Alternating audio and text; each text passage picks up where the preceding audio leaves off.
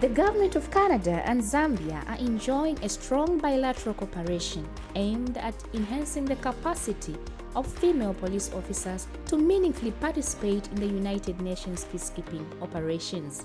This partnership has yielded several initiatives focusing on promoting gender equality and addressing sexual and gender-based violence for vulnerable people in our societies, especially women and children. At the helm of Zambia Police Service is the Inspector General of Police, Mr. Grafel Msamba, who provides policy guidance and oversight to the institution. The Zambia Police Service has been passionate about increasing numbers of female officers in peace support operations, and as such they've gone to query the factors behind the low figures of female involvement in peace support operations, and to emphasize this passion, the Zambia Police Service in 2019 they invoked a project, known assessment, the barrier assessment, project, just to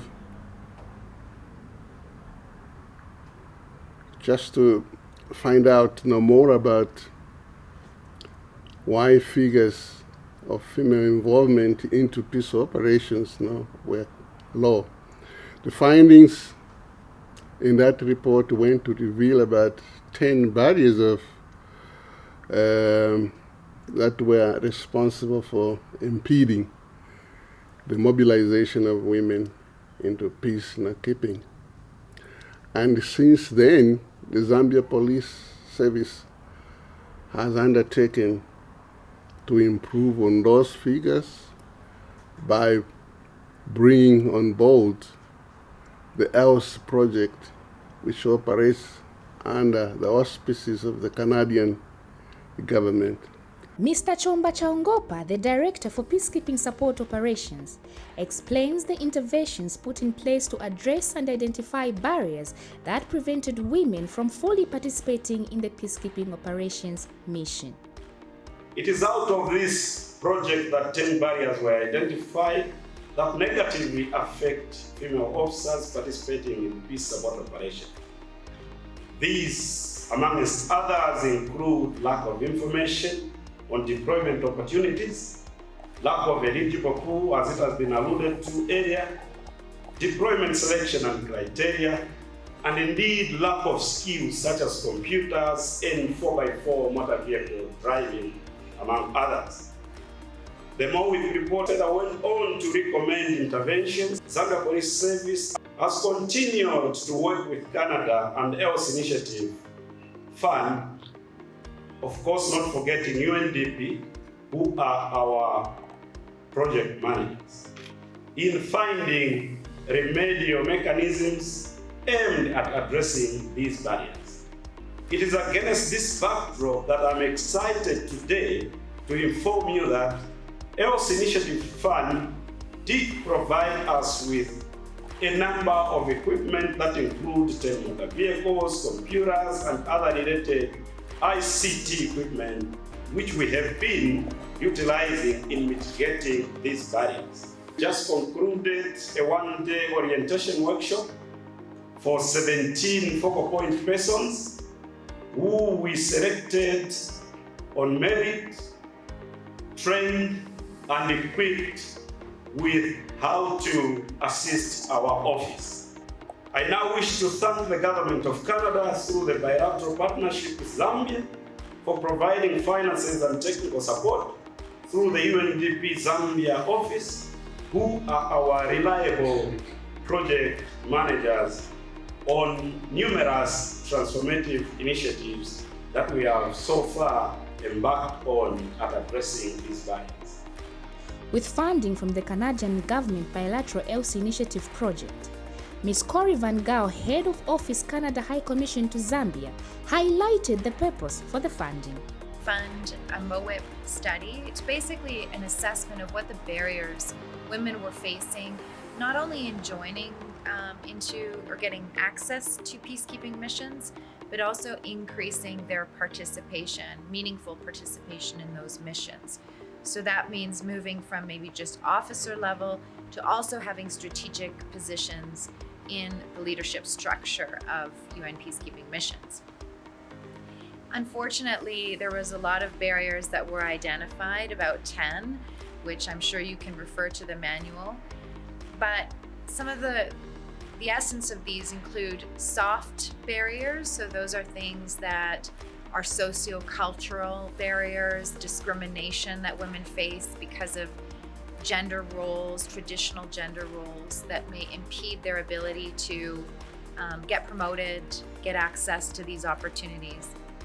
And then the other ones are hard barriers, things like lack of infrastructure or facilities, training facilities, and other things that may also make it difficult for women to feel supported and to facilitate their access. And what we realized was gender violence is really being used as a weapon of war in a lot of developing countries. It's not just a gun, it's also the fear that is instilled at the local level because of gender violence. And also now, conflict is more about community, gangs, community violence, which women and men working together can provide a balance of support. So it's not about one over the other, but it really is about having a more gender equitable troop. This will help improve the confidence that the communities have in the police service. They're more likely to trust a woman and a man together because you've got the services you need to instill that trust, which has been proven to be key to the success of UN peacekeeping missions. So I think that's the main reason why we want to see a balanced peacekeeping troops. The Zambia Police Service had conducted a comprehensive barrier assessment on measuring opportunities for women in peacekeeping operations in 2019. The report identified 10 barriers hindering women's meaningful participation in the peacekeeping operations. And to address these barriers, the Zambia Police Service came up with the following activities that will promote women participation in peacekeeping operations. To ensure the smooth running of these initiatives, the United Nations Development Programme Resident Representative Dr. James Wakiaga explains the importance of implementing strong partnership to this project. I would like to commend the Zambia Police Service for an excellent initiative on promoting women empowerment and in particular women peacekeepers. And Zambia has really made a mark as a country with a significant contribution of women peacekeepers, both in the police and in the military.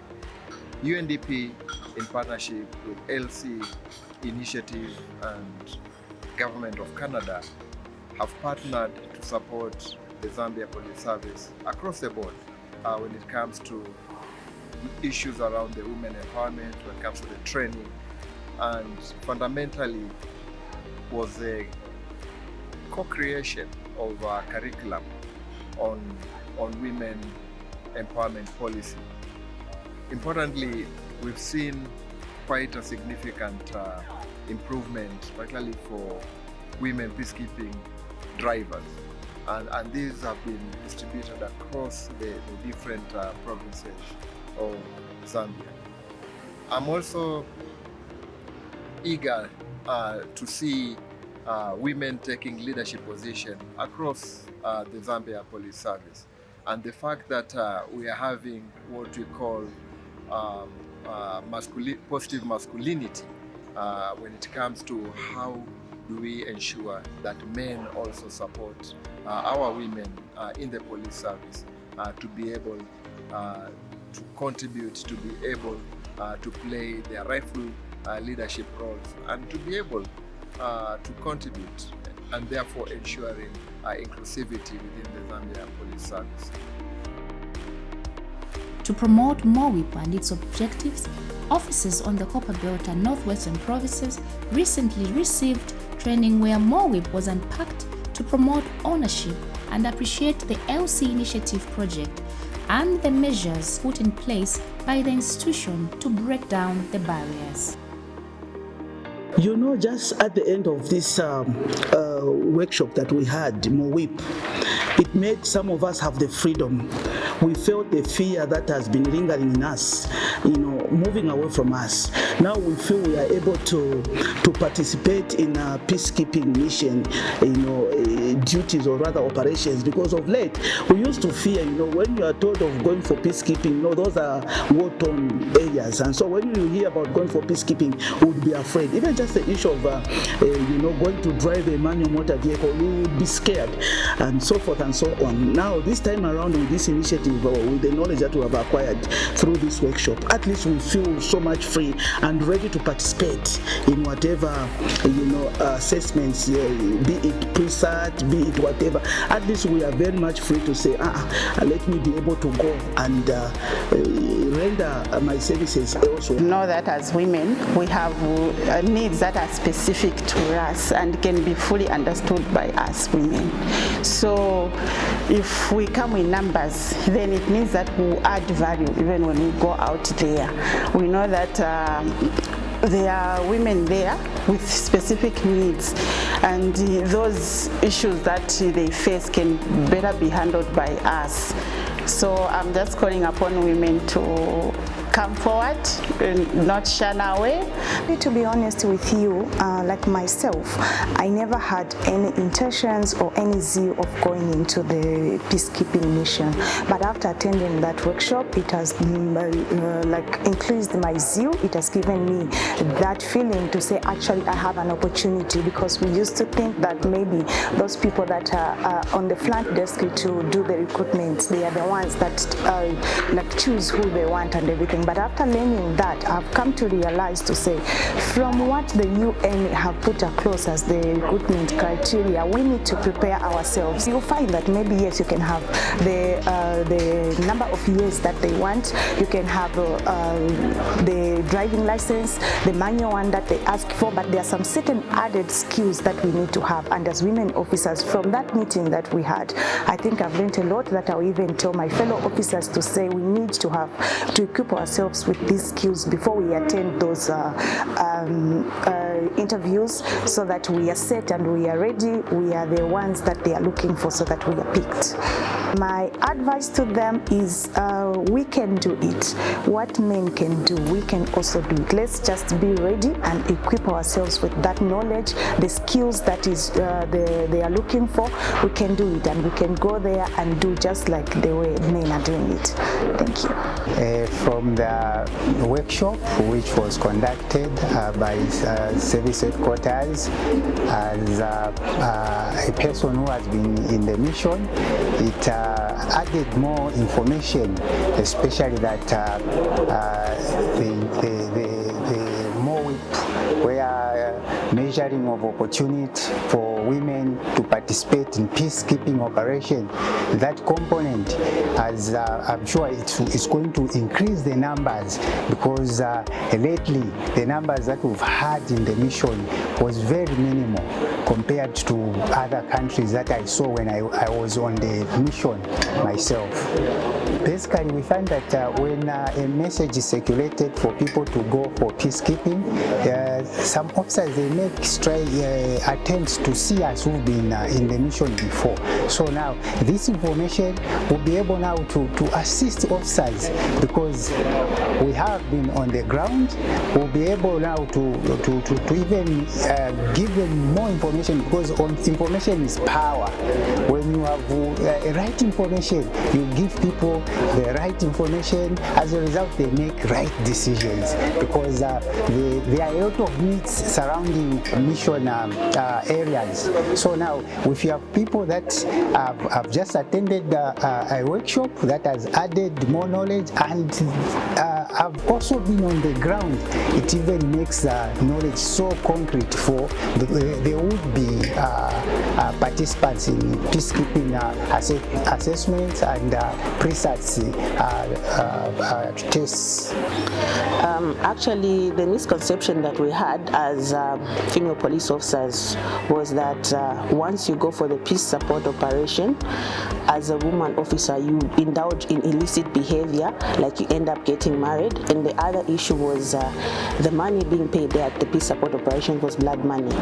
But in actual sense, that is not what happens. We have been informed through the workshop to say they need more women there to be at the operation than men, because people that we find there, and the most vulnerable people there are mothers and children at the peace support operations. So us as female officers have been encouraged to participate, or rather apply when there are vacancies at the peace support operations. This course, I would say, has boosted my morale. I'm very confident to try out on the peacekeeping adverts which will come through. Since the misconceptions have been cleared, now we're in a clear picture. And I would also I have a broad knowledge about everything that happened, or mostly, not everything, mostly that happens at the peace support operations. So I would say it has given a positive impact on my knowledge, which I've acquired from the workshop. I've learned a lot of lessons, and what has inspired me or made me happy is that I have grasped about gender roles and needs. We have learned a lot. Among them, we looked at gender roles and needs. And now, also among them, we will talk about looking at each other as equal. Gone are those days when we used to look at a female to be doing female jobs and the likes. During the course of the workshop, we have been encouraged to say we have to consider each other as equal. The way I would look at a man should be the way I would look at a woman. The way I would deploy a woman is the way I should deploy a man. Before this, we used to have that situation where maybe when we are deploying, we will have maybe so many male counterparts and very few women. Going forward, we will have to make sure that, like for instance, where we need to deploy 10, we have to balance 10 women, 5 women, 5 men, so that each one feels they are well at home, they are well given equal responsibilities. I would want to encourage female police officers that gone are the days when they used to be taken as females, as the ministry has already sliced out the woman part of addressing the officers, so which means we are equal. They should not be looking at themselves as in the inferior.